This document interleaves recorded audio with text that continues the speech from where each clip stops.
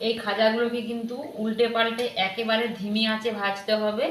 দেখতে কত সুন্দর খাজাগুলো হয়েছে দেখো, একেবারে লেয়ারগুলো কিন্তু বোঝা যাচ্ছে, দেখেই বুঝতে পারছো প্রত্যেকটা লেয়ার বোঝা যাচ্ছে।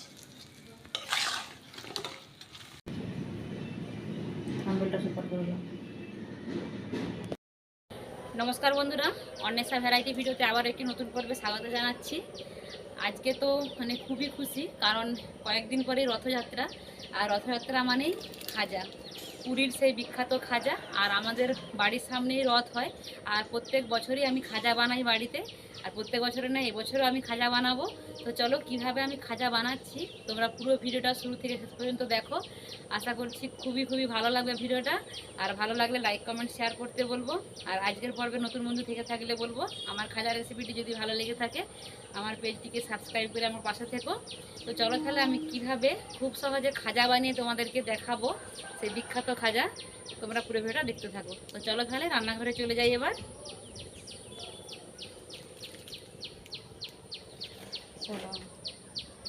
বন্ধুরা, রান্নাঘরে চলে এসেছি খাজা বানানোর জন্য। আর খাজা বানানোর জন্য আমি নিয়ে নিচ্ছি ময়দা, 1 বাটি ময়দা নিয়েছি। আর এই ময়দা দিয়েই খাজাটা বানানো হবে। আর এতে দিয়ে দিচ্ছি সামান্য পরিমাণে লবণ। এবার আমি দিয়ে দিচ্ছি ঘি।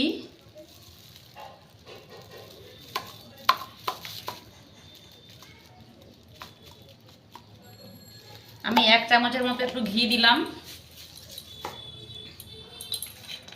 আর দিচ্ছি 1 চামচের মতো সাদা তেল। তোমরা চাইলে শুধু সাদা তেল কিংবা শুধু ঘি দিয়েও করতে পারো, কোনো অসুবিধে নেই। এবার আমি সব কিছু উপকরণ হাত দিয়ে সুন্দর করে মেখে নেব।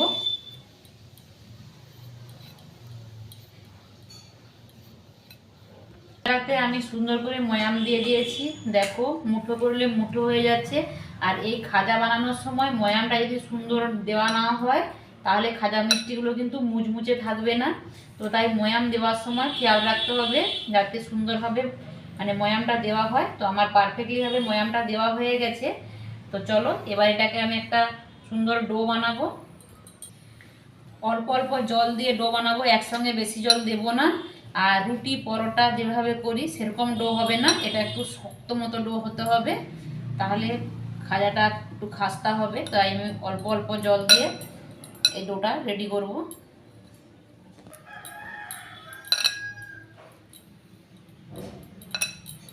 বন্ধুরা, সুন্দরভাবে জল দিয়েছি আর দেখো কতটা একেবারে মানে শক্ত শক্ত। আর এই ডোটা কিন্তু নরম হলে কিন্তু খাজা মিষ্টিটা মানে মুচমুচে হবে না, তার জন্য এই ডোটা কিন্তু একটু শক্ত শক্ত করতে হবে। আর আমি শক্ত শক্ত ডো করেছি, এটাকে এবার আমি ঢাকনা দিয়ে রেস্টে রেখে দেবো। তো চলো এবার আমি খাজা মিষ্টির জন্য সিরা, এবার আমি কড়াই বসিয়ে দিলাম। কড়াই বসিয়ে দিয়ে আমি 1 বাটি চিনি দিয়ে দিলাম।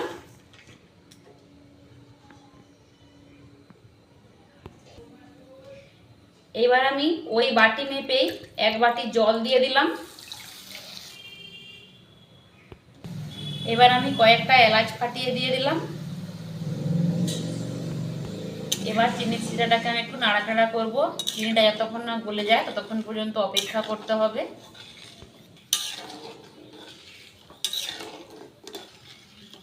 চিনিগুলো গলে গেছে, আর গলে যাওয়ার পর আমি 1 ফুট ফুটিয়ে নিয়েছি। আর ফুটিয়ে নেওয়ার পর তোমাদেরকে দেখাচ্ছি। তো দেখো যে হালকা একটা তারের মতো তার টাইপের এসেছে, তোমরা দেখেই বুঝতে পারছো। তো এটা আমার হয়ে গেছে, এটাকে এবার আমি নামিয়ে নেব। চিনির শিরাটা আমার হয়ে গেছে, নামিয়ে দিলাম। এবার আমি যে ডো বানিয়ে রেখেছিলাম, এটা রেস্টে রেখেছিলাম, একটু আগের থেকে নরম হয়ে গেছে। এবার এটাকে ভালো করে হাত দিয়ে একটু আবারও মুথে নেব।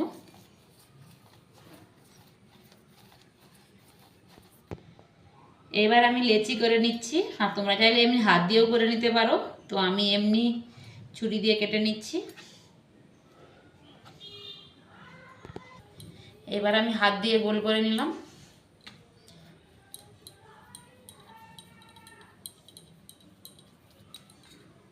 এবার আমি লেচিটাকে সামান্য ময়দা দিয়ে বেলে নিচ্ছি। আর পাতলা করে বেলতে হবে, পাতলা করে বেললে খাজাগুলো পাতলা পাতলা লেয়ার হবে আর খেতেও খুবই ভালো লাগবে।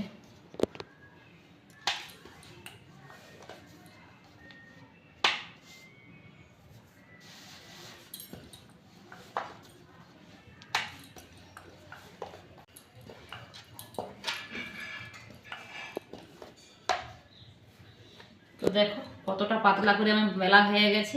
আবারও একটা রুটি একই রকমভাবে আমি বেলে নেব।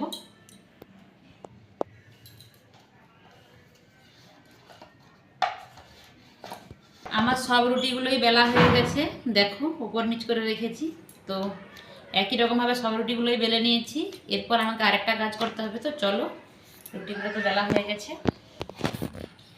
এখানে আমি 3 চামচের মতো কর্নফ্লাওয়ার নিয়েছি। কর্নফ্লাওয়ারের সঙ্গে আমি কিছুটা সাদা তেল দিয়ে দিচ্ছি। দেওয়ার পর ভালো করে কর্নফ্লাওয়ারের সাথে সাদা তেলটাকে মিশিয়ে নিতে হবে। এটা আমার খাজা তৈরি করতে লাগবে। আর এটা যদি না ব্যবহার করা হয়, খাজা কিন্তু পাট পাট যে স্তরে স্তরে হয় সেটা কিন্তু হবে না। তো আমার সুন্দর করে তেলের সাথে মেলানো হয়ে গেছে। এটা একটা রুটি আমি দিয়ে দিলাম। দেওয়ার পর কর্নফ্লাওয়ার আর তেলে যে মিশ্রণটা করেছিলাম সেই মিশ্রণটাকে দিয়ে দিলাম। দিয়ে ভালো করে একটু মাখিয়ে নিচ্ছি রুটির গায়ে।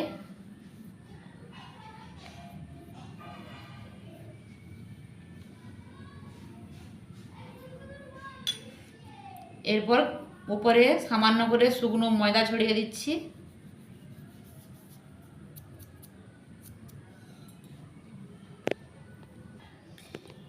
এর উপরে আরেকটা রুটি চাপিয়ে দিচ্ছি। একই রকমভাবে আমি আবারও ওই মিশ্রণটা দিয়ে ভালো করে চামচে করে লাগিয়ে দিচ্ছি।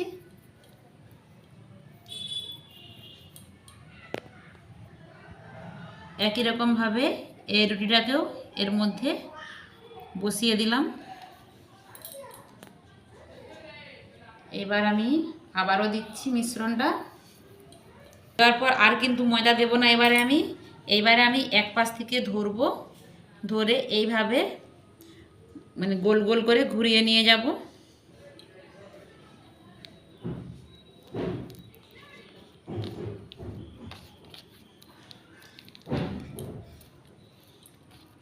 হাতে করে একটু গড়িয়ে দিলাম। এবার একটা আমি ছুরি নিয়েছি, ছুরির সাহায্যে এবার এটাকে আমি কেটে দিচ্ছি।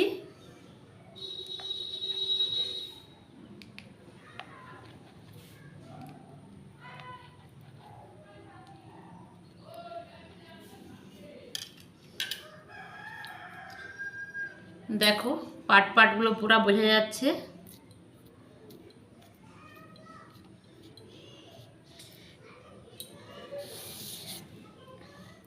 এবার যেটা করতে হবে, আবারও একটু অল্প করে ময়দা দিয়ে দিতে হবে। এইভাবে একটু হাতে করে প্রথমে প্রেস করে দেব। এইবার আমি হালকা করে বেলে নেব, মানে খুব জেঁকে বেলবো না, তাহলে কিন্তু লেয়ারগুলো এলোমেলো হয়ে যাবে। তো আমি হালকা করে এটাকে বেলে নিচ্ছি। তো দেখো হালকা করে আমার বেলা হয়ে গেছে। এটা আবার একটা বেলে দেখাচ্ছি তোমাদেরকে।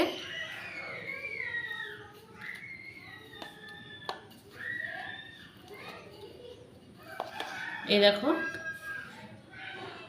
দুটো বানিয়ে দেখালাম, একই রকম ভাবে সবগুলো।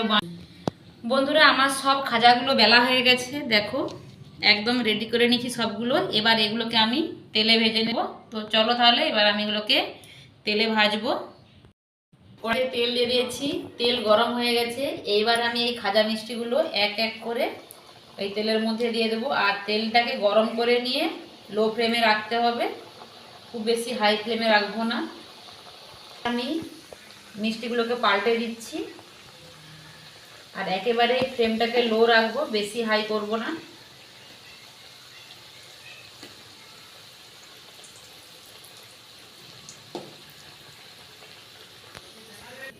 এই খাজাগুলোকে কিন্তু উল্টে পাল্টে একেবারে ধিমি আঁচে ভাজতে হবে। বেশি হাই ফ্লেমে দিলে উপর থেকে লালচি হয়ে যাবে, ভেতরের পার্টগুলো ভালো হয়ে ভাজা হবে না। তো তাই আমি একেবারে ধিমি আঁচে লালচি করে ভেজে নিচ্ছি। তোমরা দেখে বুঝতে পারছো কালারটা। তো আমার এখনও একটু হালকা সাদা আছে, তো আমি আর একটু লালচি করে তুলে নেব। উল্টে পাল্টে সুন্দর করে ভেজে নিচ্ছি লাল লাল করে। দেখো এবার এগুলোকে আমি তুলে নিচ্ছি ঠান্ডায় দিয়ে।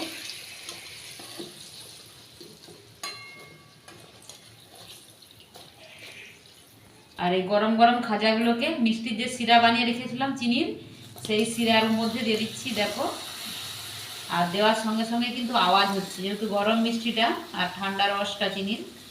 তো একটু উল্টে পাল্টে 1 থেকে 2 মিনিটের মতো আমি উল্টে নেব, যাতে চিনি যে শিরাটা ভেতরে মিষ্টির ভেতরে ঢুকে যায়। আর একই রকমভাবে আমি বাকিগুলোকেও ভেজে নিচ্ছি।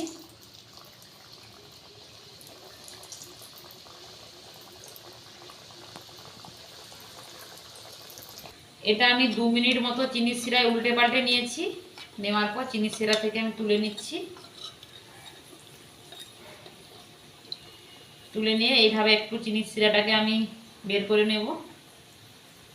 দেখো দ্বিতীয় ব্যাচটাও আমার ভাজা হয়ে গেছে, আর এগুলোকেও চাটুনি দিয়ে তুলে নিচ্ছি তেল থেকে।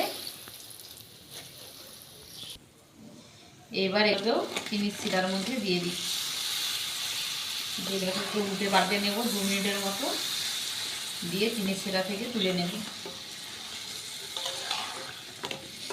আর দেখতে কত সুন্দর খাজাগুলো হয়েছে দেখো, একেবারে লেয়ারগুলো কিন্তু বোঝা যাচ্ছে, দেখেই বুঝতে পারছো প্রত্যেকটা লেয়ার বোঝা যাচ্ছে।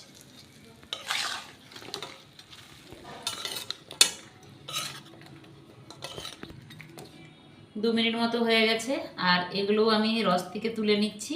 আর প্রত্যেকটা পার্ট পার্ট দেখো, লেয়ারগুলো দেখো, প্রতিটা মিষ্টির লেয়ারগুলো কত সুন্দর হয়েছে। প্রত্যেকটা মিষ্টি, এই মিষ্টিটা সবগুলোই। তো আমার সবগুলো ভাজা হয়ে গেছে, সুন্দরভাবে একটু সাজিয়ে নিচ্ছি প্লেটটাকে। আর দেখো প্রত্যেকটা মিষ্টির লেয়ারগুলো কত সুন্দর হয়েছে, আর ফোলা ফোলা হয়েছে, আর খুব সুন্দর কিন্তু খাস্তাও হয়েছে। তোমাদেরকে ভেঙে দেখাবো অবশ্যই। তো আগে একটু সাজিয়ে নেই।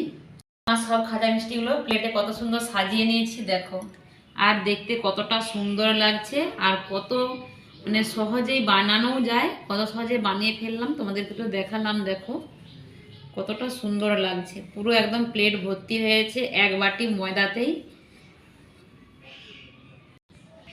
তো চলো তোমাদের একটা ভেঙে দেখাবো যে আমার খাজাগুলো কতটা পারফেক্ট হয়েছে, খাস্তা আর মচমচা কতটা হয়েছে, সেটাই তোমাদেরকে দেখানোর বিষয়। কারণ আমরা অনেকেই খাজা বানাই, আমিও প্রথম প্রথম অনেক বানিয়েছি, কিন্তু খাস্তা হতো না।